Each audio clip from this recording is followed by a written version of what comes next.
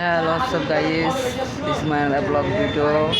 তো গাইস, আজকে আমাদের একটা ফিঙ্গারপ্রিন্ট ছিল, তো সেজন্য বেরোয়ছিলাম। বাট মাঝ রাস্তাতে আমাদের গাড়ির পিক আপটা আছে, পিক আপটা একটু প্রবলেম দিয়েছে, সেই জন্য অনেক কষ্টে গ্যারেজে আসছি। আমার তো পুরো শার্টমাট খোলা, অবস্থা খারাপ।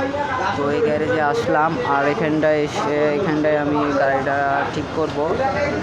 তো কী বলবো, সকালবেলা এসে গাড়ির পিক আপটা ছিল, বাট এই পিক আপটা অনেক প্রবলেম দিচ্ছিল, সেই জন্য আমি গ্যারেজে আসলাম পিক আপটা সারতে। তো কী করবো, তো সকালবেলায় যে বিকার উঠে গেছে যে গাড়ির কন্ডিশন বা অনেক সেই জন্য প্রবলেম হচ্ছিলো। তো বহু রাস্তায় আমরা ঠেলে আসছি এই গ্যারেজে হলো গাড়িটা সার্ভিসিং করার জন্য। আর এটা হলো আমার বাইকের চাবি।